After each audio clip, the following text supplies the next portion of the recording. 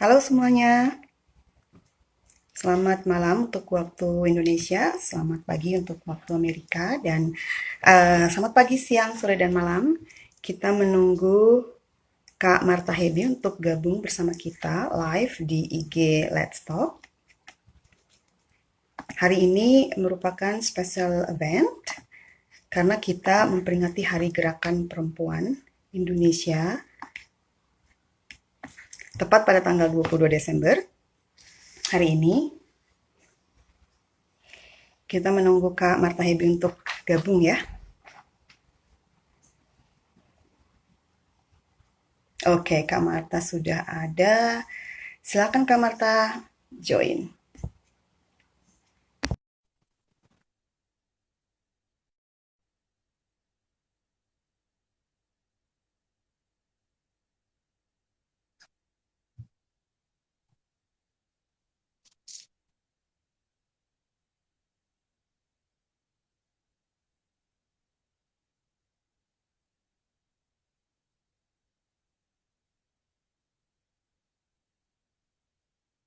Masih menunggu Kak Marta.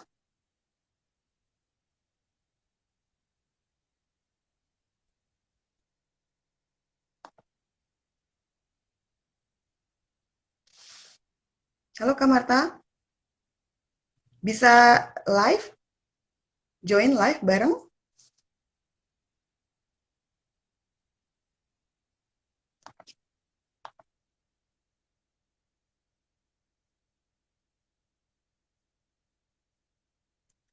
Halo Kak Marta, nggak bisa.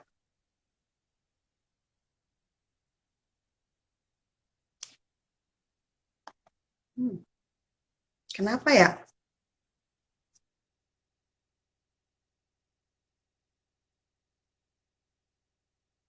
Kita ulang lagi ya Kak Marta ya? Oh coba kita. Oke, go live.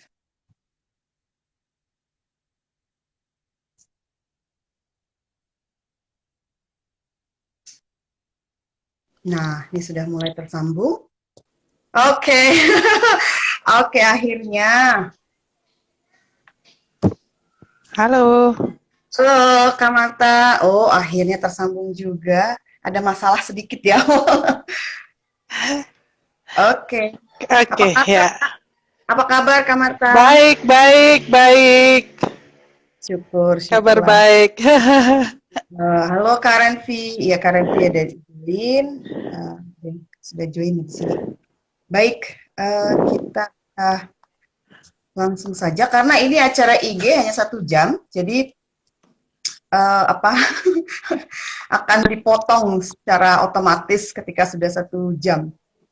Jadi kita Oke. langsung aja ya. Baik, Ya, selamat malam untuk yang bergabung. Itu dari Indonesia. Selamat pagi buat saya, buat Kak Farid juga yang ada di sini dari Let's Talk sebagai notulen. Dan selamat pagi, siang, sore, dan malam buat semuanya karena kita berbeda time zone-nya. Baik, hari ini merupakan hari spesial buat kita, terutama untuk kaum perempuan, karena kita memperingati Gerakan Perempuan Indonesia, tepat pada tanggal 22 Desember. Salam Let's Talk. Pertama-tama kami ingin mengucapkan terima kasih buat Kak Marta ya, yang sudah memenuhi undangan kami untuk ngobrol, santai tapi serius, serius tapi santai gitu ya, untuk apa ya, sebagai kontribusi kecil kita gitu ya, Kak Marta ya, terhadap Gerakan Perempuan iya, Indonesia, untuk betul, membahas betul. buku Kak Marta gitu dan pengalaman Kak Marta sebagai seorang aktivis, pegiat sosial dan juga penulis buku gitu. Nah, saya melihat CV-nya Kak Marta ini banyak sekali karya-karya Kak Marta ya yang sudah dipublikasikan gitu. Nah, terima kasih ya Kak Marta ya udah memenuhi undangan kita. Terima kasih banyak. Let's Talk mengucapkan terima kasih yang tidak Ya, terhingga terima kasih juga untuk Kak kedatangan. Ira dan semuanya. Terima kasih. Jadi saya ini pertemuan saya kedua ya, secara Iya, virtual, face to face, secara virtual.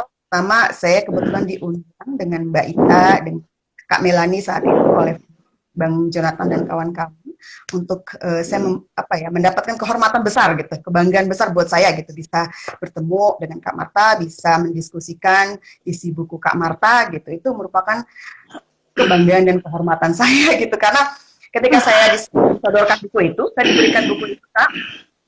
Nah, Kak Marta ini menjadi penulis favorit saya, salah satu penulis favorit saya. Gitu. Wow, Ketika saya terima baca buku kasih. itu, gitu, buku itu luar biasa sekali gitu. Saya benar-benar apresiasi. Baik, kita akan mulai membacakan bio singkat Kak Marta ya. Jadi Kak Marta Hebi ini perempuan kelahiran Waingapu, Sumba Timur, ini merupakan lulusan Sekolah Tinggi Teknik Lingkungan Yogyakarta. Nah, saat ini disebut sebagai Institut Teknologi Yogyakarta. Kak Marta memiliki isu sosial. Tahun 2002, Kak Marta mulai berkarya di Yayasan Atma Solo dengan mendampingi kelompok masyarakat di Surakarta. Gitu.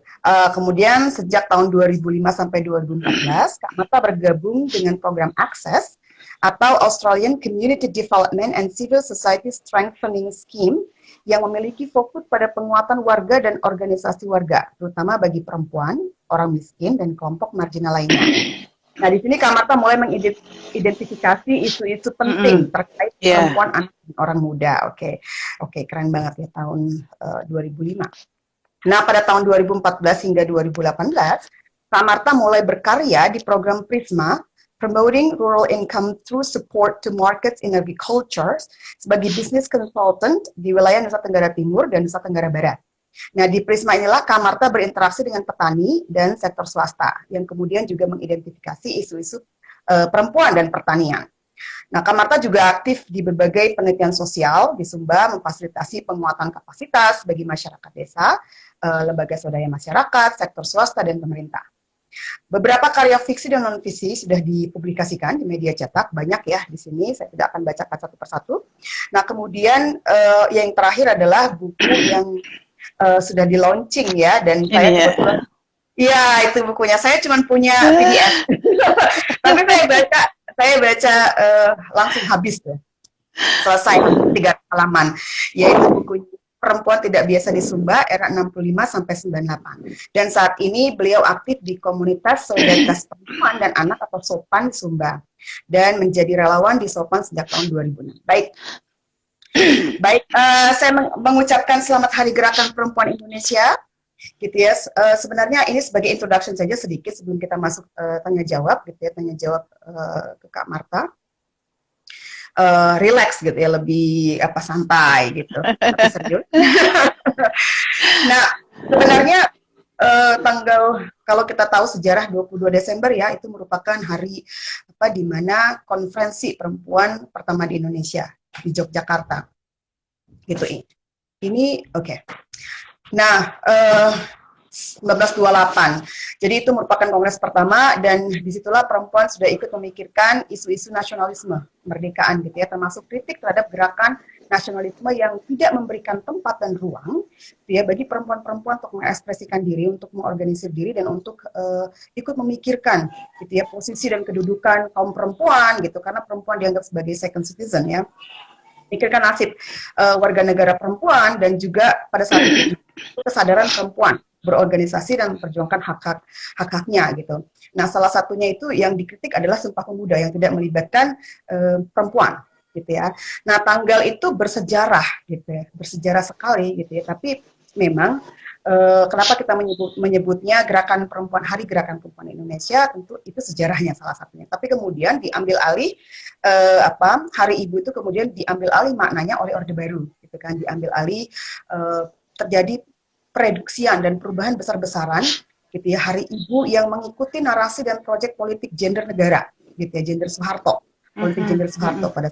Nah, sebenarnya tidak ada yang salah kita menyebut Hari Ibu, silahkan gitu, tetapi perlu ada kesadaran politik, ada awareness gitu ya, ada kebebasan memilih untuk apakah kita mau menjadi ibu atau tidak. Itu pilihan yang merdeka dan bebas, bukan yang dipaksakan seperti dalam politik ibuisme negara gitu ya, ibu. Jadi Julia Sureksma menyebutnya itu state ibuism, atau dalam bahasa antropologi dan sosiologi itu disebut state maternalism gitu. Jadi itu politik gendernya negara gitu ya. Jadi mempunyai standar yang ibu itu, perempuan itu adalah yang menjadi ibu gitu, yang domestik, mengerjakan pekerjaan domestik, yang domestik itu tidak bernilai, tidak sama nilainya dengan publik gitu, dan itu dikategorikan, diasosiasikan dengan perempuan. Nah itu kemudian yang produksian makna Hari Ibu yang diambil alih oleh Soeharto. Nah itu yang kita tentang, itu yang kita lawan gitu ya. Jadi ibu itu merupakan pilihan secara bebas dan merdeka, dan dalam buku Kak Marta gitu ya, Perempuan Tidak Biasa di Sumba itu sangat beragam. Perempuan tuh beragam sekali, ada 15 mama dan 15 perempuan yang keibuannya juga beragam gitu. Macam-macam gitu, kegiatannya macam-macam, mereka sama-sama menggunakan berbagai cara ya Kak ya untuk menentang, untuk mendobrak patriarki gitu. Ada lewat tari, ada lewat gereja gitu ya, lewat menjadi PRD, lewat politik gitu. Itu macam-macam gitu. Nah artinya apa? Ibu itu nggak tunggal seperti yang ada dalam mindset dan politiknya Orde Baru. Nah itu yang akan kita diskusikan pada kali ini gitu ya. Jadi motherhood itu banyak, berbagai rupa, dan itu adalah pilihan bebas dan merdeka. Jadi ada kesadaran politik dan kesadaran memilih. Dan kita tahu sejarah tanggal 22 Desember itu. Gitu. Nah, oke, saya sekali lagi mau mengapresiasi karya terbaik perempuan Indonesia dari Sumba, gitu ya. Terima kasih bukunya. Sekali lagi kita sudah melaunchingnya Agustus beberapa bulan yang lalu. Buku ini sangat inspiring, gitu ya, buat kita semua. Perempuan-perempuan Indonesia, juga buat kaum laki-laki juga, dan buat anak-anak muda gitu yang mungkin tidak banyak tahu gitu ya sejarah gerakan perempuan, tidak banyak tahu apa yang dilakukan oleh ibu-ibu di lokal gitu ya. Nah buku ini menurut saya penting sekali sebagai bagian dari sejarah gerakan perempuan Indonesia, sebagai bagian dari produksi dan distribusi pengetahuan gitu ya tentang perempuan, pengalaman-pengalaman perempuan, suara-suara perempuan dan gerakan perempuan di Sumba, di lokal. Nah, pertanyaan awal saya begini, Kak. Apakah motivasi awal Kak Marta menulis buku ini ada kaitannya dengan kurangnya dieksplor atau diekspos perempuan-perempuan lokal, perempuan-perempuan lokal, pengalaman-pengalaman perempuan lokal yang diobservasi dalam memahami dinamika gerakan perempuan di Indonesia? Bagaimana Kak Marta melihat gerakan perempuan di Sumba ini kaitannya dengan gerakan perempuan nasional yang biasanya itu lebih Jakarta oriented, ya, lebih ke Jakarta. Gimana Kak? Boleh Iya, ya, terima kasih Mbak Ira. Motivasi apa? Itu pertanyaan penting dalam proses perjalanan buku ini. Tahun 2004 itu ketika saya memulai berkarya di Sumba, balik dari kuliah, itu saya kesulitan mendapatkan dokumentasi atau informasi tentang tokoh perempuan di Sumba. Kalaupun ada, biasanya itu istri pejabat atau kelompok menengah ke atas yang informasinya ya sangat aktivitas atau seremonial seperti itu. Lalu awalnya saya berpikir, oh mungkin di Sumba memang belum ada seperti yang kita baca di sejarah-sejarah gerakan perempuan di daerah lain. Akan tetapi dalam proses di desa-desa, saya melihat ada yang luar biasa dan ada yang berbeda dengan karakter perempuan-perempuan yang terpublikasikan sebagai perempuan the hero, kalau kita mau bilang. Nah ternyata ada yang khas dengan perempuan tokoh di Sumba. Itu yang saya lihat. Lalu ya kalau mau dikaitkan dengan perempuan Indonesia, ya sebenarnya kalau kita lihat apalagi di Orde Baru wajah Indonesia yaitu wajah Jakarta. Kami yang pinggiran ini ya keping-keping yang remah-remah lah, yang jangankan ke perempuannya, mungkin pulaunya saja sampai sekarang belum ada yang tahu. Karena memang sentralnya dulu memang ada di sana. Ya kalau bukan Jakarta, Pulau Jawa lah seperti itu. Nah, akan tetapi saya tidak melihat ini sebagai suatu ya kita harus kalah dalam sejarah. Justru kita harus bergegas mencari sejarah itu selagi mama-mama, terutama ya mama-mama ini masih bisa menyampaikan informasi, mereka masih kuat, masih sehat, seperti itu.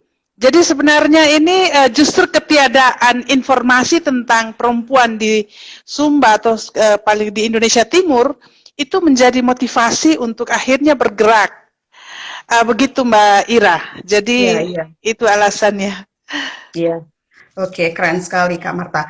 Baik, pertanyaan saya selanjutnya gini Kak, sebenarnya Kak Marta sendiri sebagai penulis buku ini gitu ya, buku yang keren ini, super duper keren gitu dan sangat inspiring ya, penting. Saya bilang sekali lagi, saya tegaskan memang. Bagaimana sih Kak Marta sebagai penulis memaknai buku ini? Terbitnya buku ini, sejauh mana buku ini bisa menjadi sumbangan bagi gerakan perempuan di Indonesia dan mengapa buku-buku tentang pengalaman perempuan lokal ini perlu dan penting menurut Kak Marta? Silakan Kak. Ya, ada beberapa hal. Yang pertama, uh, ini akan membantu orang mengetahui bahwa Sumba itu Indonesia. Itu yang pertama ya. Jadi ya mungkin ada yang terkejut, tapi ini Sumba itu Indonesia. Dan yang kedua, di pulau yang terpencil, yang terluar dari Indonesia, sebenarnya ada tonggak sejarah gerakan perempuan di Indonesia juga. Inilah yang akan melengkapi sejarah gerakan perempuan di Indonesia. Jadi dia bukan sesuatu yang terlepas sama sekali, tetapi dia adalah keping yang akan melengkapi wajah gerakan perempuan Indonesia.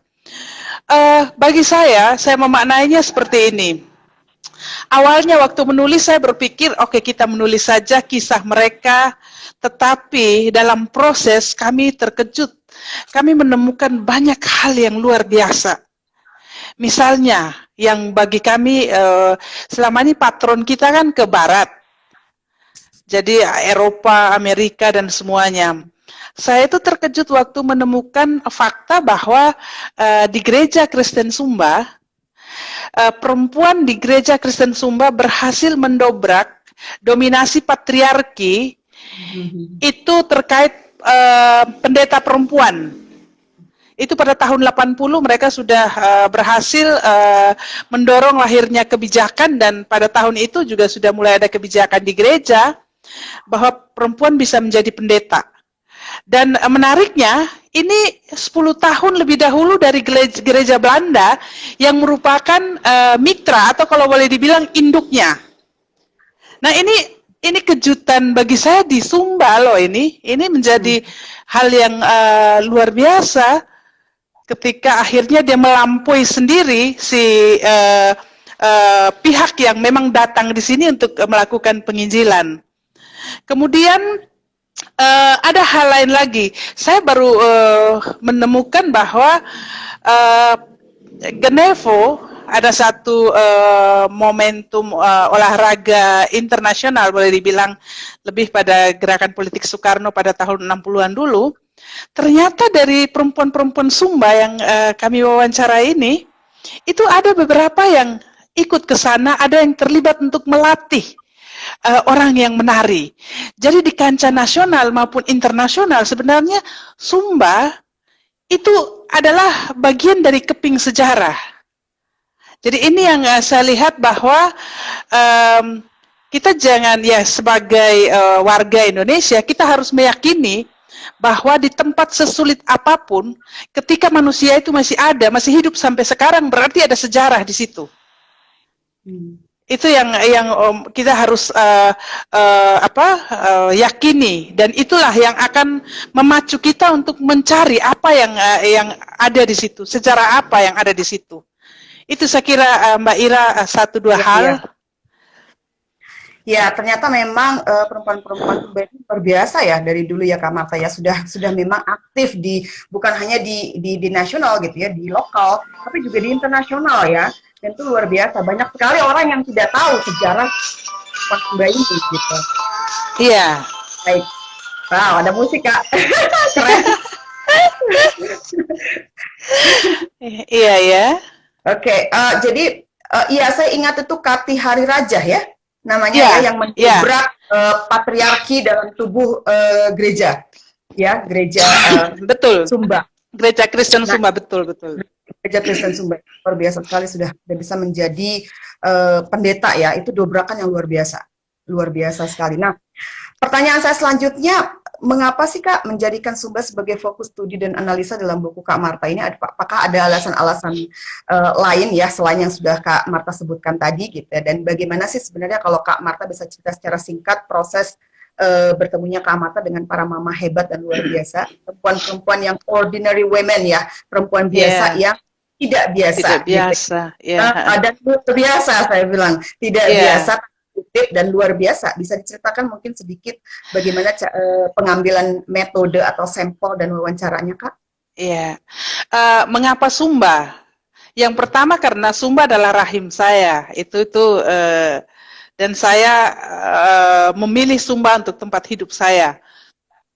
Kemudian yang berikut sebenarnya dari proses perjalanan sebelum saya mulai mengidentifikasi perempuan-perempuan ini, saya melihat bahwa Sumba punya pengaruh juga dalam jaringan sejarah perdagangan dunia, kemudian isu-isu gereja, isu-isu 65. Dia juga adalah bagian dari mata rantai itu. Nah, kemudian proses mengapa saya akhirnya memilih atau menemukan perempuan ini, tadi sejak 2004 dari kegelisahan itu, mulailah ketika saya bertugas di Akses, saya mulai mengidentifikasi sambil bekerja di situ ya langsung sambil minum kopi ya, menyelam sambil minum kopi, kemudian mendapat, oh ternyata ada mama-mama di desa yang punya pengalaman yang sebenarnya belum banyak yang tahu pengalaman mereka. Mungkin ada yang menganggap biasa. Misalnya tentang mama yang berjuang untuk kawin tangkap itu. Itu saya bertemu dia tahun 2005.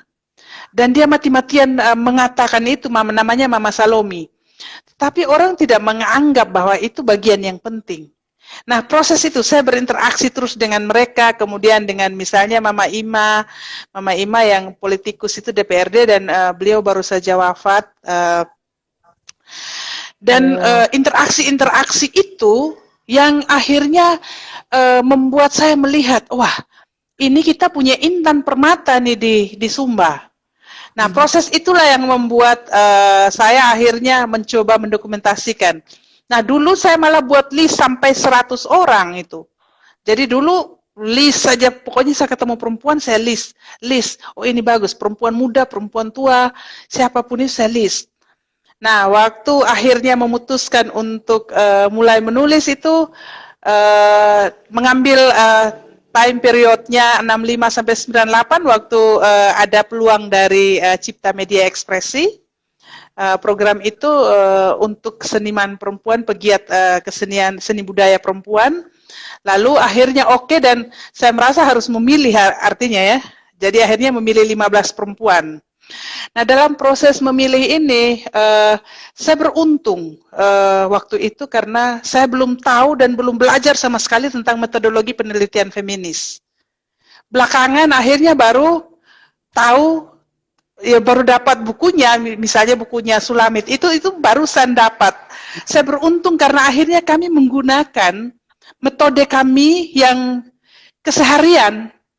Jadi dengan oral history, jadi mereka bercerita, bertutur, kemudian dari cerita mereka kami mengidentifikasi siapakah pihak lain yang bisa menjadi orang yang kita tanyai, yang menjadi saksi kehidupan mereka. Kita dapatkan dari mereka ataupun dari penelusuran ke pihak yang lain.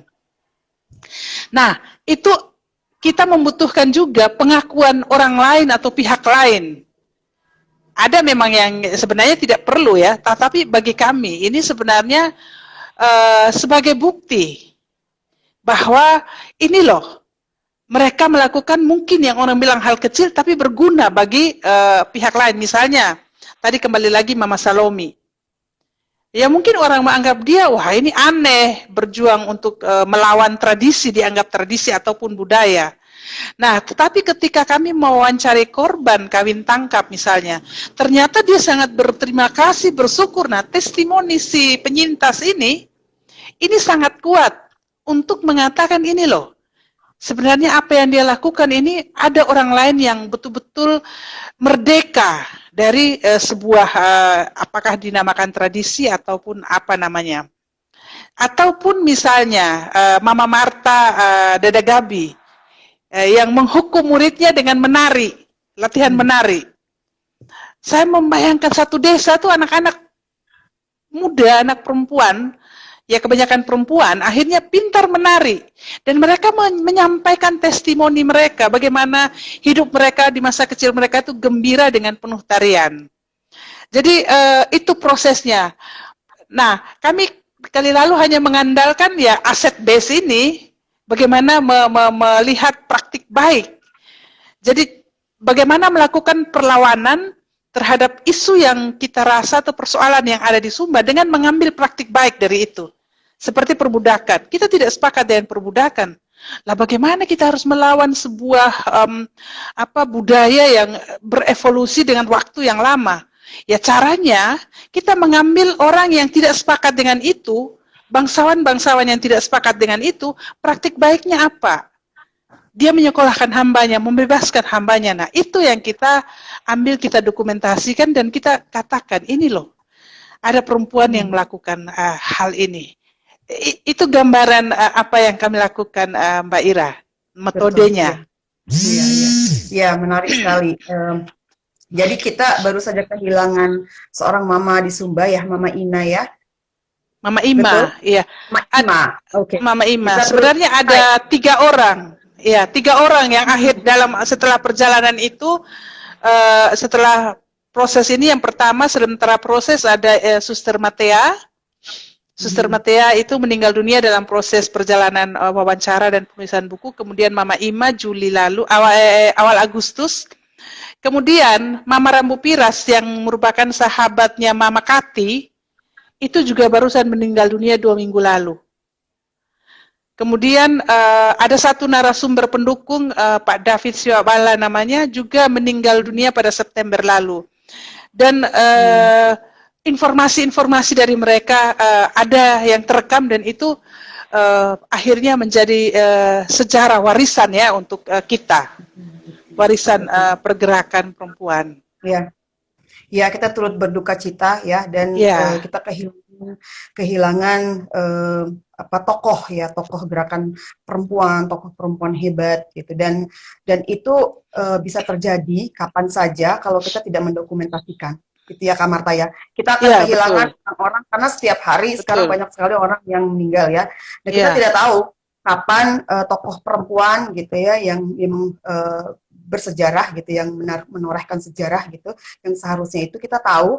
Nah sehingga proses pendokumentasian itu menjadi penting. Gitu ya.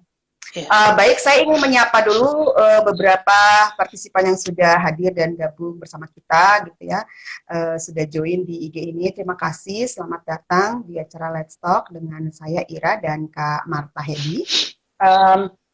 Terima kasih sekali lagi, dan nanti akan ada rekamannya di IGTV ya, kalau yang belum bisa gabung, kita akan sharing nanti linknya. Baik. Cerita ini menarik sekali karena ini membuktikan bahwa perempuan-perempuan itu punya power dan agensi gitu ya. Mereka itu punya agensi, bukan hanya victim ya, bukan hanya korban patriarki. Mereka punya identitas sendiri, mereka bisa mengekspresikan powernya dengan cara yang berbeda-beda. Nah ini yang menarik gitu.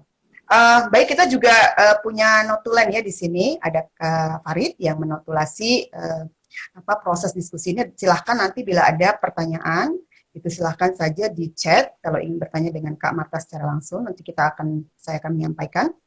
Baik, saya langsung masuk lagi ke pertanyaan selanjutnya. Kenapa sih Kak Marta ini fokus tahun 65 dan sampai 98? Apa sih menarik dan istimewanya Kak? Ada apa dengan periode di era 65 sampai 98 itu? Dan kalau bisa juga saya sambung, pertanyaan berikutnya adalah pasca 98 itu, dari kacamata Kak Marta, apa sih yang terjadi Kak dengan gerakan perempuan setelah, ini kan tulisan Kak Marta di buku ini hanya sampai tahun 98 ya. Nah setelah pasca atau setelah 98, itu apa yang terjadi dengan gerakan perempuan? Itu bisa secara makro dan bisa secara mikro di Sumba aja atau bisa secara nasional. Silakan Kak. Oke. Terima kasih.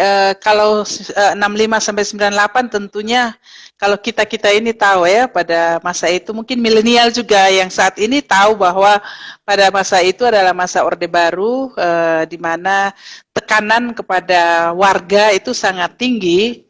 Jangankan perempuan, warga biasa aja, jangankan di Sumba yang di dekat pusat pemerintahan saja itu dikendalikan dan ada dalam kontrol negara penguasa waktu itu. Nah, apalagi kita di Sumba ini. Nah, atau juga mungkin orang berpikir, jangan sampai karena daerahnya terpencil, tidak terdeteksi oleh peta. Ya, ironinya begitu ya.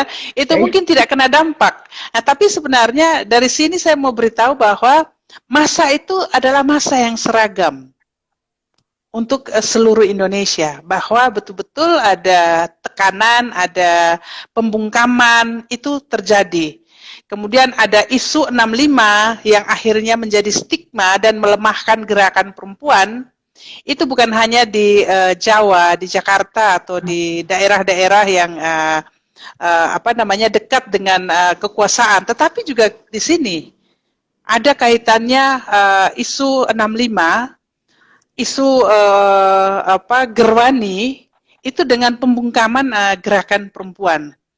Jadi sebenarnya pada masa itulah, jadi di masa kelam ini apakah masih ada yang bisa bergerak? Oh, ternyata ada mama-mama yang punya cara khas, mempunyai cara khusus untuk tetap bergerak di bawah tekanan yang luar biasa. Tekanan negara maupun tekanan sosial dengan budaya patriarki maupun budaya feodalisme yang subur di Sumba. Kalau pasca 98, ini kemarin tantangannya teman-teman dari Kunci ya, teman saya Ferdi dan Gita, bagaimana menulis pasca 98, apa yang terjadi dengan gerakan perempuan pasca 98. Jadi kalau menurut saya sendiri pasca 98 ini kalau untuk di Sumba ya, saya lebih baik omong di Sumba karena itu yang lebih banyak saya tahu, itu banyak sekali dukungan-dukungan, misalnya dukungan lembaga internasional, donor, program-program pemerintah, karena waktu itu kita seperti merdeka ya. Wah, baru lepas dari tekanan, kemudian merdeka, banyak peluang-peluang penguatan kapasitas, bagaimana perempuan juga mulai didorong untuk terlibat, meskipun tetap nuansanya masih terikat dengan suami, terikat dengan sistem tadi, ibuisme tadi. Dia tidak hanya berhenti di Orde Baru saja. Saya tidak tahu kalau di kota-kota besar, tapi kalau di kami masih terus. Identitas istri melekat pada suami, seperti itu.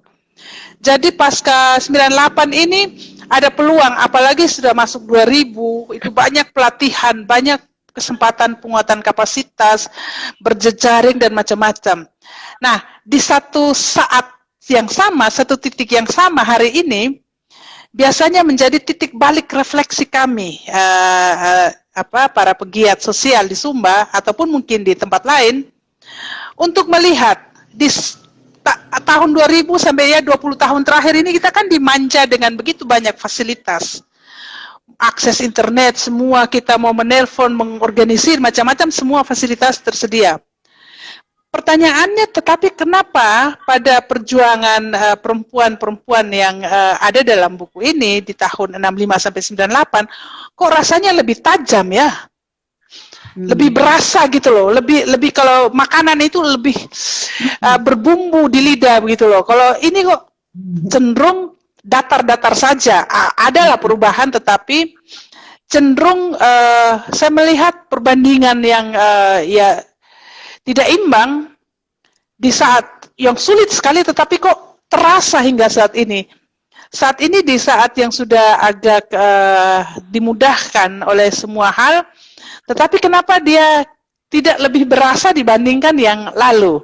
Nah, ini PR dan menjadi amunisi untuk melakukan gerakan perubahan lagi di masa ini, saya kira. Betul. PR besar ya, PR banyak sekali PR kita nih. Gerakan perempuan baik lokal, nasional ya. Bagaimana kemudian bisa mentransformasi gitu ya, membuat mungkin model gerakan perempuan baru, atau kita perlu memikirkan ulang siapa strateginya, siapa musuhnya, bagaimana politik kita gitu ya, bagaimana gender politik kita, sehingga tidak sama ya dari mulai 98 gitu sampai sekarang itu kok sepertinya seperti Kak Marta bilang datar-datar aja, kayak nggak ada apa-apa, biasa-biasa aja, nggak kerasa gitu ya gregetnya, mungkin tidak begitu kelihatan gitu. Nah dan saya mau lanjut nih Kak ke pertanyaan berikutnya Kak. Seperti saya sudah ungkapkan ya kekaguman saya terhadap buku ini dan penulisnya Kak Marta sendiri gitu. Ketika saya mengupas dan menanggapi buku Kak Marta saat launching Agustus lalu gitu di FUN, eh, saya setuju waktu itu ya dengan Marita gitu bahwa kita perlu mentheorizing practices gitu ya. Jadi bagaimana kita membuat teori-teori baru atau kita berusaha mengaplikasikan teori-teori yang ada atau memperbaharui teori-teori yang ada dari pengalaman-pengalaman perempuan sendiri, perempuan Indonesia, bukan perempuan-perempuan dari luar negeri, bukan apa namanya selalu menggunakan kerangka-kerangka teori yang kita dapatkan dari luar misalnya, tapi kita berusaha dan berupaya untuk menteorisasikan gitu ya, theorizing practices itu dari pengalaman-pengalaman perempuan. Nah, sebenarnya bagaimana menurut Kak Marta sendiri ya, bagaimana menteorikan pengalaman perempuan dan gerakan perempuan di Indonesia, dan bagaimana pengalaman perempuan apa yang bisa menjadi bagian dari gerakan perempuan. Jadi pertanyaan saya, bagaimana menteorikan pengalaman perempuan dan gerakan perempuan di Indonesia. Yang kedua, bagaimana pengalaman perempuan apa sih yang bisa menjadi bagian dari gerakan perempuan. Itu Kak Marta, silakan Kak. Oke, menteorikan, saya memang lebih banyak di lapangan ya, jadi biasanya kalau bilang teori, saya tidak terlalu paham. Akan tetapi, kali lalu yang saya sebut di awal, tadi saya beruntung, waktu mau penelitian, ini kita modal hati saja. Modal hati dengan modal niat. Akhirnya kami tidak baca teori khusus dan macam-macam. Nah, justru itu keberuntungan kami, karena di dalam proses itu kami menemukan bahwa lapisan-lapisan sosial di suatu tempat itu menjadi kekuatan sendiri untuk mendorong perubahan.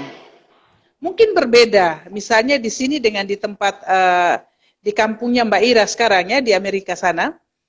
Kalau di kampung kami di sini, itu kalau kami datang ke kampung yang satu, ditanya, kau dari mana? Oh, dari sini. Kampung besarmu apa? Oh, di sini. Oh, kalau begitu engkau berkerabat dengan ini, dengan ini. Sudah langsung ada, sudah langsung diketahui. Kalau misalnya, suami saya bukan orang Sumba, suami saya orang Sabu. Oh, marganya apa? Atau farmnya apa? Kami beritahu, kalau begitu kita masih ada hubungan keluarga dari kawin-mawin seperti. Jadi ada layer-layer dalam struktur sosial di sini. Dan itu menjadi kekuatan, tapi kalau tidak dimanfaatkan dengan baik, tidak didesain dengan baik, itu juga bisa menjadi ancaman untuk gerakan perempuan. Lalu, dan saya pikir kita bisa mendesain teori yang khas Nusantara dengan keragamannya. Dan saya melihat ini sangat kaya ya. Kita ini sangat kaya, misalnya kalau di Papua yang saya baru dengar dari kawan yang sedang menyelesaikan tulisannya. Bagaimana ratapan. Yang dulu ratapan, ada lagu ratapan di sana yang dulu adalah lagu di Batak juga ada ya, di Sumba juga ada. Itu untuk orang meninggal, tetapi bagaimana mama-mama itu menggunakan sebagai bagian dari refleksi, bahkan masuk pada arus advokasi dengan menggunakan seni lokal, seni tradisi. Dan bagi saya, kalau kita mau teorikan, itu justru kita sangat kaya. Bukankah orang dari luar sana datang belajar di Indonesia, ambil pengetahuan kita, baru mereka buat teorinya, baru mereka datang lagi kasih kita, ini kalian ikut ini tinjauan kami. Padahal banyak yang melakukan penelitian di negara kita, di kampung kita. Kalau yang pertanyaan kedua, pengalaman seperti apa dari perempuan yang bisa kita angkat bersama? Bagi saya selama ini juga masukan dari Mbak Ira dulu ya. Kita terjebak pada aktivisme. Tetapi kita lupa melihat ruang-ruang reproduksi itu sebagai bagian dari gerakan perempuan. Nah, ini teman-teman dari Sumba, dari Timor, dari Sabu, sekarang juga sedang mengidentifikasi ruang-ruang reproduksi di mana ada transfer nilai di dalamnya. Misalnya dapur sebagai pusat transfer nilai. Dan itu terjadi di sini. Bagaimana dapur itu wilayah kekuasaan mama-mama. Nah, mama-mama itu manfaatkan dengan baik bagaimana menasihati anaknya di situ, mengingatkan anaknya di situ, menyampaikan sejarah keluarganya, silsilah keluarganya di ruang-ruang reproduksi seperti itu. Nah, hal-hal itu bagi saya yang mungkin dianggap hal sepele, tetapi sebenarnya ada nilai. Misalnya mendongeng, tradisi mama-mama itu mendongeng. Nah, di mendongeng ini sebenarnya selalu ada nilai yang disampaikan. Selalu ada sejarah keluarga yang disampaikan dalam mendongeng ini. Itu menurut saya yang perlu kita lihat sebagai bagian yang kita identifikasi menjadi kepingan gerakan perempuan. Jadi Ya, tidak betul. hanya aktivitas-aktivitas publik di luar rumah yang kita bisa atau kita ambil sebagai gerakan perempuan, tetapi di ruang-ruang domestik, ruang-ruang reproduksi itu juga adalah bagian dari gerakan perempuan menyiapkan manusia-manusia yang akan menjadi pemimpin, yang akan bergerak di ruang publik. Ya, jadi bisa memanfaatkan tradisi ya. Kalau dari cerita Kak Marta ini memanfaatkan tradisi lokal untuk advokasi gerakan perempuan, misalnya anti kekerasan terhadap perempuan gitu ya, kemudian keadilan gender terhadap perempuan gitu ya, dan anak-anak, perempuan anak-anak di Sumba gitu. Banyak praktek-praktek yang dilakukan oleh para mama itu ternyata memang luar biasa untuk salah satu mendobrak patriarki tadi dengan berbagai macam caranya ya. Ada Kahi Ataratu ya, itu dengan jungga gitu ya, ada berbagai macam musik tradisional ya. Musik tradisional, ada dengan lingkungan ya, tokoh lingkungan yang mendapatkan Kalpataru. Nah, itu macam-macam. Dan saya kembali tadi ke ya, memang saya pernah mengupas ya buku Kak Marta ini dengan menggunakan theoretical framework atau konsep yang saya coba pakai untuk mengupas buku Kak Marta yang sangat kaya sebenarnya. Yang salah satu sudah Kak Marta sebutkan adalah tentang pembagian atau dikotomi publik dan privat ya, atau domestik, di mana domestik itu selalu dianggap tidak penting, tidak bernilai sama dengan publik.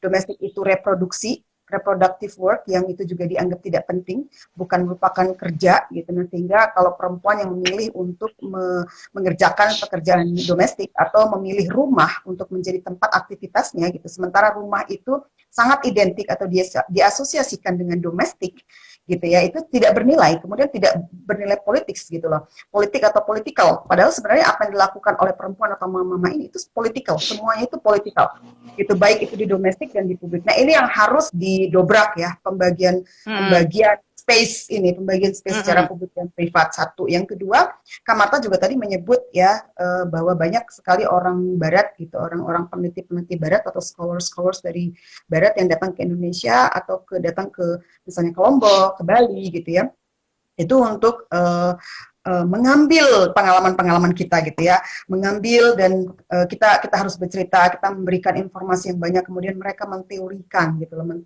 teorizing practices yang ada di lokal. Kenapa tidak kita sendiri gitu ya, orang lokal yang menteorikan pengalaman-pengalaman yang Kak Marta bilang kayak tadi. Nah, buku Kak Marta ini penting untuk menepis atau mengkritik kolonialisme gitu ya, dalam bentuk pengetahuan gitu. Nah, itu yang disebut dengan postkolonialisme ya, postkolonialisme, di mana biasanya banyak pengetahuan itu datang dari Barat yang seperti Kak Marta bilang. Nah, ini bagaimana Kak Marta menanggapi ini?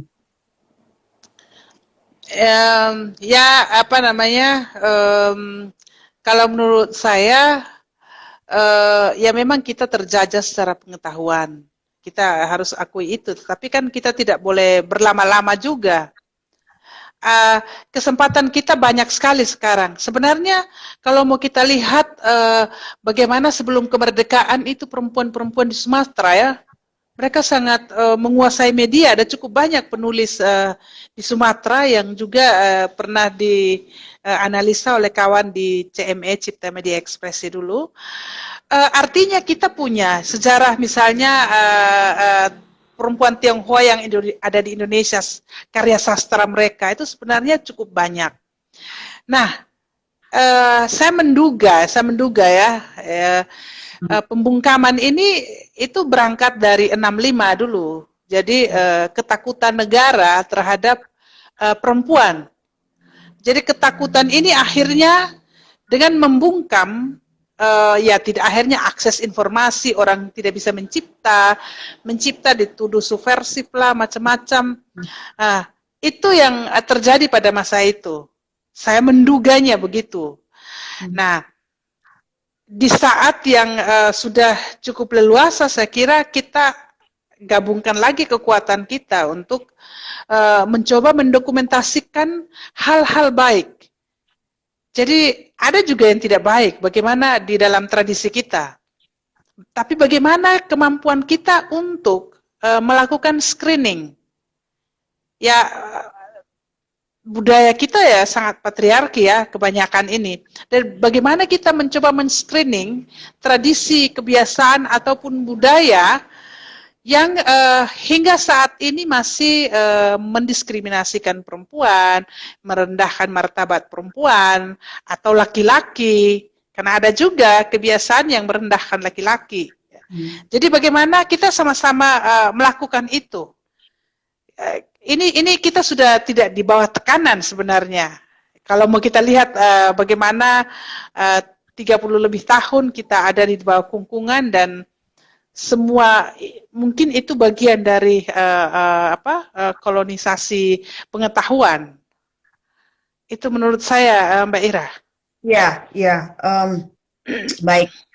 Kalau kita lihat judul buku ini, itu perempuan tidak biasa di Sumba, ya Kak Marta ya. Nah, mungkin Kak Marta bisa cerita bagaimana sih sebenarnya judul buku ini bisa merefleksikan para mama di Sumba yang biasa, tapi tidak biasa gitu dalam tanda kutip. Nah, dalam hal apa sih kebiasaannya gitu para mama ini, dan dalam hal apa ketidakbiasaan atau keluar biasaan para mama Sumba tersebut? Mungkin bisa cerita sedikit Kak. Menarik nih.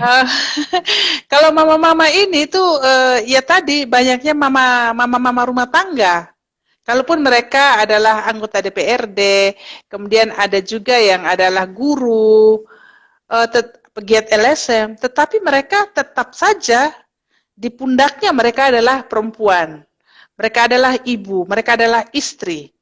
Kemudian meskipun mereka tadi misalnya ada perempuan yang dalam struktur sosial mereka adalah memiliki jabatan atau karir yang berbeda dengan perempuan lainnya, mereka ini mudah dijumpai. Kita bisa ke pasar, kita bisa omong-omong dengan mereka dengan santai, tidak harus pakai protokol seperti itu. Kita bisa temukan mereka, jadi kesehariannya sama dengan kita. Kemudian ada juga mama-mama ya, mama-mama petani, mama-mama di rumah, dukun. Ya tadi ada satu dukun beranak. Jadi perempuan yang sangat biasa, tetapi pasiennya dokter, istri dokter ahli, pejabat, seperti itu. Dan mereka biasa saja, meskipun mereka sudah terkenal, orang sangat mengenal, sangat membutuhkan mereka berlaku ya sewajarnya seperti orang, ya seperti diri mereka. Tidak ada juga ada protokol-protokol jam begini tidak boleh atau kamu tidak begini, seperti ini, tidak. Mereka adalah perempuan ya tetap perempuan seperti perempuan yang lain yang ada di sekitar mereka. Kemudian menjadi tidak biasa karena hal-hal yang mereka lakukan.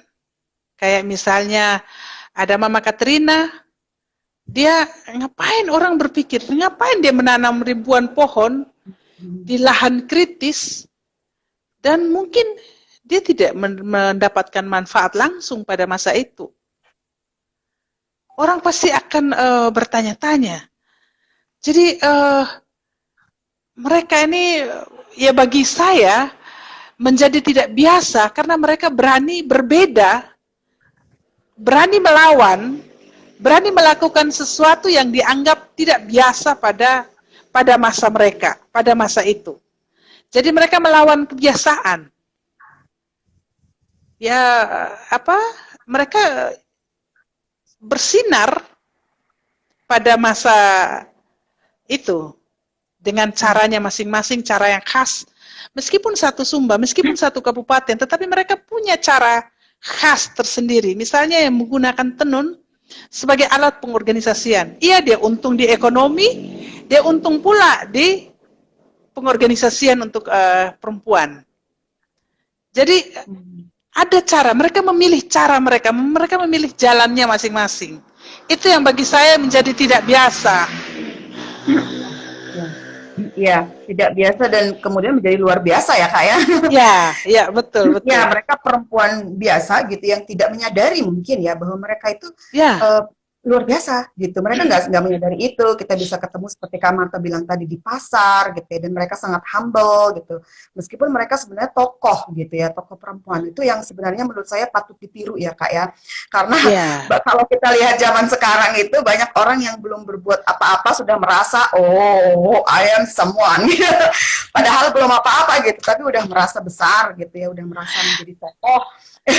Itu sering sekali, apalagi sekarang dengan sosial media ya Kak ya, sudah dengan sosial media udah posting ini itu gitu, padahal belum do nothing gitu ya, tapi mereka udah berkuar-kuar, I am a feminist, I'm activist, tapi sejarah perempuan nggak tahu gitu ya, tapi tidak yang menarik ini Mbak Ira, yang menarik, kami membuat sebuah istilah di sini. Setelah berjumpa dengan mama-mama itu, kami menemukan satu kalimat yang bagi kami itu refleksi ya. Mereka mama-mama pada masa lalu itu meledakkan kota, meledakkan pulau itu dengan keheningan. Sedangkan kita, peniti jatuh atau jarum jatuh itu satu dunia tahu.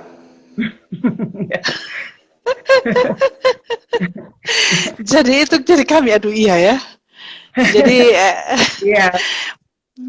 ya tidak perlu ya berkoar-koar gitu ya, tapi memang kita juga harus punya harus humble gitu ya, harus humble meskipun kita punya pengetahuan tinggi gitu ya, meskipun kita tokoh, tapi tetap humble itu yang penting, dan tetap menjalin kerjasama ya dengan perempuan-perempuan lokal, dan tidak menganggap perempuan lokal ini lebih rendah dari yang di Jakarta atau di pusat gitu ya, di kota-kota besar. Dan satu yang saya juga belajar dari buku Kak Marta adalah bahwa perempuan itu menjadi aktivis perempuan atau bagian dari gerakan perempuan itu tidak harus kita mengorganisir diri dalam organisasi, tidak harus ya, tidak harus juga kita aktif dalam LSM gitu, nggak harus gitu. Kita bisa menjadi feminis, ibu rumah tangga juga bisa menjadi feminis. Nah itu yang penting, asalkan memilih dengan memilih dengan kesadaran sendiri. Sebelum saya lanjut dulu bertanya, ini ada pertanyaan, bagaimana sih membeli bukunya Kak Marta ini Kak? Boleh dijawab? Bisa. Jadi bisa di Jakarta kami punya kawan, di Kupang ada, dan di Sumba ada, dan itu kami bisa mengirimkan, nanti bisa kontak dapat ini di Facebook saya atau juga di Sopan, nanti kami informasikan kemana harus mengaksesnya. Oke. Kalau ada kawan-kawan di sini yang gabung di IG atau yang nonton di IG TV nanti ingin kontak Kak Marta, boleh ya Kak ya di akun sosial media? Boleh, ya. Boleh. Siap, yang siap, ya. WA Kak Marta juga boleh nanti? Boleh. Oke, boleh. Boleh. Kontak saya kalau ingin berhubungan langsung dengan Kak Marta ya. Baik, atau juga bisa di akun sosial medianya Kak Marta. Ya.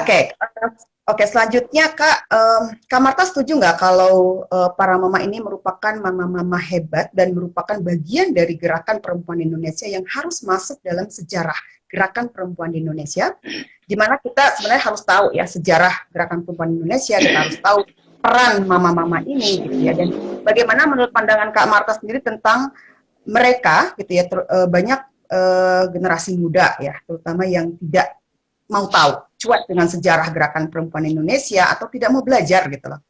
Acuh tak acuh, tapi mengklaim diri sebagai aktivis gerakan perempuan atau aktivis perempuan, or I'm a feminist, tapi nggak tahu gitu sejarahnya, gitu ya, sejarah gerakan perempuan, sejarah gerakan perempuan seperti perempuan-perempuan Sumba ini. Gimana menurut pendapat Kak Marta? Ya, mungkin kita mulai di ruang yang sederhana dulu ya, sebelum kita masuk ke ruang yang jauh. Kalau kami di sini di Sopan, di komunitas kami, ada guru sastra, ada guru SD, guru SMP, ada guru sekolah minggu, macam-macam. Nah, biasanya kami mendorong supaya anak-anak muda itu mengidentifikasi dulu ini turunan dari garis mama itu seperti apa. Kemudian mereka harus menemukan apa yang hebat dari perempuan-perempuan di sekitar mereka. Hingga orang tahu bahwa sebenarnya ada yang hebat di orang-orang tua dulu, di perempuan-perempuan lain, orang-orang lain yang ada di sekitarnya. Itu hal-hal kecil yang kami lakukan di sini. Kemudian juga membantu orang untuk menemukan kekuatan dirinya. Karena kita akhirnya juga rendah diri ya. Mungkin tadi terbiasa terjajah, akhirnya juga kadang-kadang tidak mau mengatakan bahwa kita punya kemampuan. Kemudian terkait mama-mama ini, bagi saya ini karena kita ini sama-sama di Indonesia, menjadi bagian dari Indonesia ya, artinya seperti apapun mama-mama yang ada di daerah-daerah Sumba, Papua, Maluku, Flores, Kupang, Timor, dan macam-macam, itu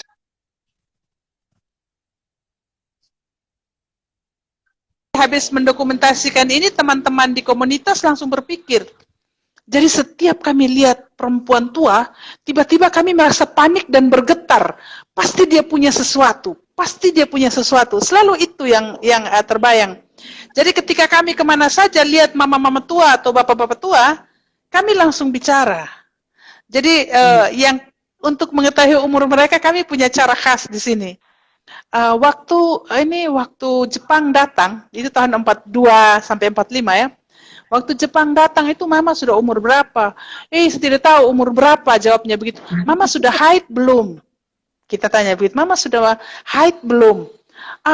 Baru mulai. Kita langsung bisa tebak, oh kemungkinan umurnya segini. Atau ada tradisi potong gigi. Nah itu pasti sudah berganti semua dulu giginya baru dipotong toh. Nah biasanya kami tanyakan itu juga. Jadi kami selalu berusaha menggali. Misalnya tiba-tiba ada tato. Dan itu kita belajar dari tatonya mama-mama itu apa maknanya. Kalau sekarang kan, woi perempuan tidak baik ini. Oh perempuan begini-begini. Kalau dulu mereka cerita, oh kami tato justru bangga punya tato ini. Kayak Mama Ataratu, dia SD itu punya tato. Dan kerennya lagi dia, dalam sehari 2 tangannya itu ditato. Pakai duri. Duri jeruk.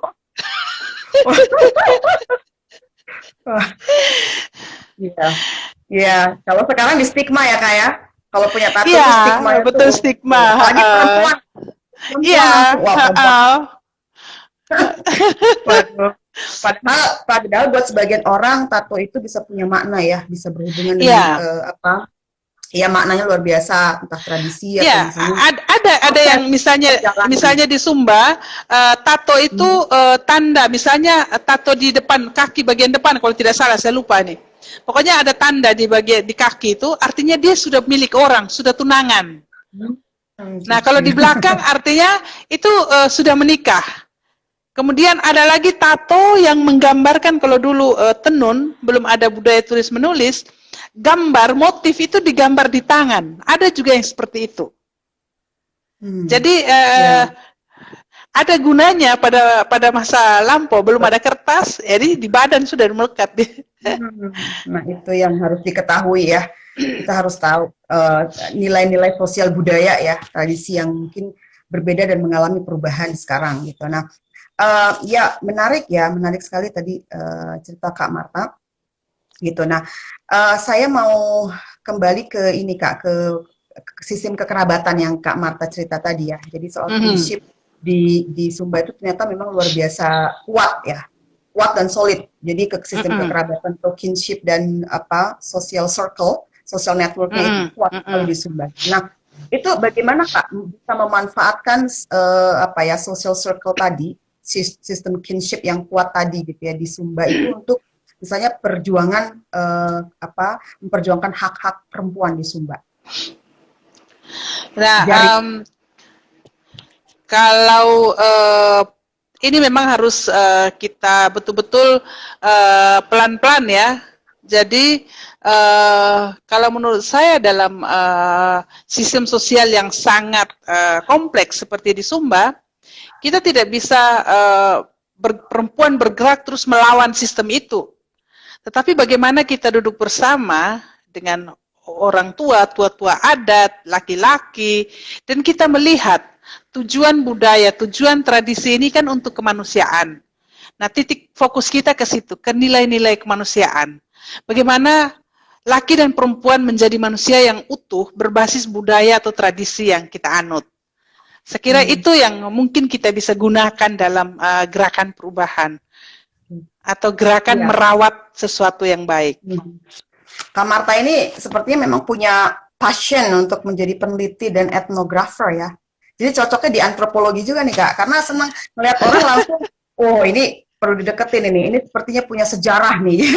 Nah itu passion itu memang apa ya, jiwa peneliti gitu ya. Etnografer itu bukan hanya peneliti tapi lebih terblend gitu ya, lebih ngeblend dengan masyarakat, dengan orang, dan pengen curiosity-nya itu luar biasa, pengen tahu gitu ya, dan berbaur hidup dengan mereka gitu. Itu etnografi. Sepertinya passion Kak Marta di situ saya melihat gitu.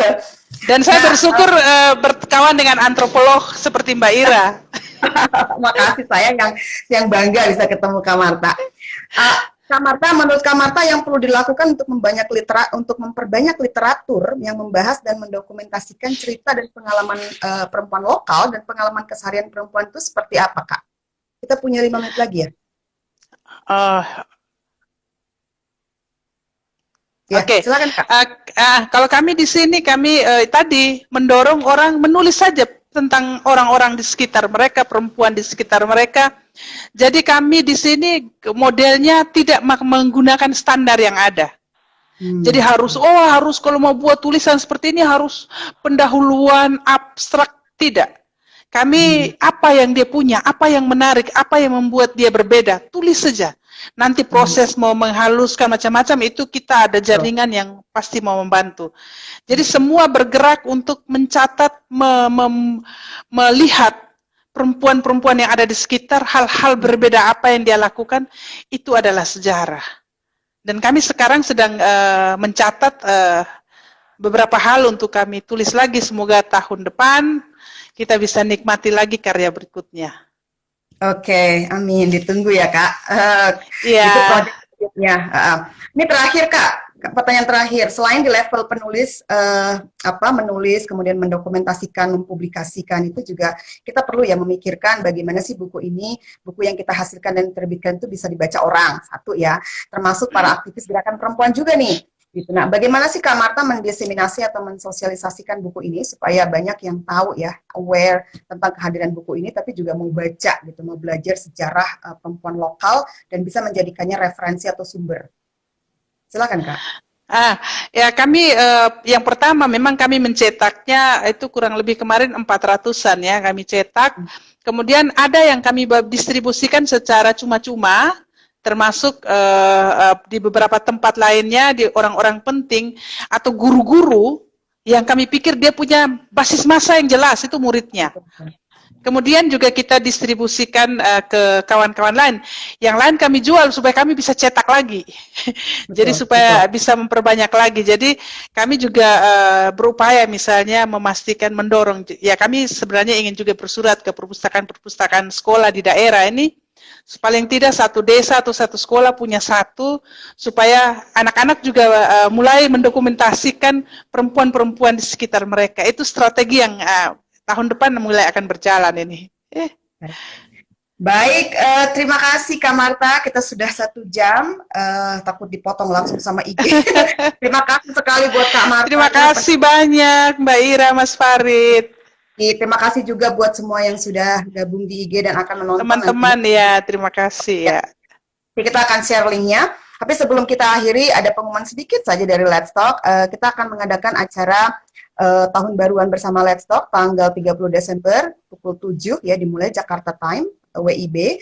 Kita akan live streaming di Facebook page Let's Talk melalui Zoom dengan tema merayakan seksualitas, let's have fun, dan be political, and be political. Gitu. Jadi apa yang kita lakukan itu be political. Acaranya seperti konser gitu ya, konser musik atau ada tari, ada puisi, ada monolog, ada pembacaan cerpen, berbagai performances gitu ya. Dan itu mereka akan menyampaikan pesan tentang anti kekerasan seksual gitu misalnya. nanti gerakan kampanye anti kekerasan terhadap perempuan dan anak dan siapapun gitu ya, marginalized groups di Indonesia.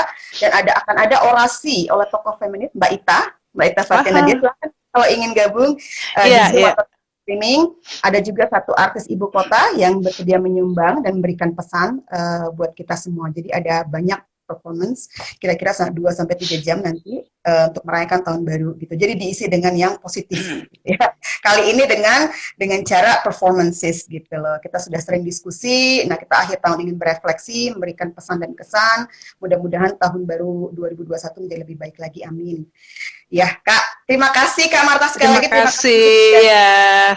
Tunggu buku selanjutnya ya Kak ya. Siap ya. Siap. Selamat malam, selamat beristirahat. Selamat malam. Christmas and Happy New Year. Yes, salam sehat.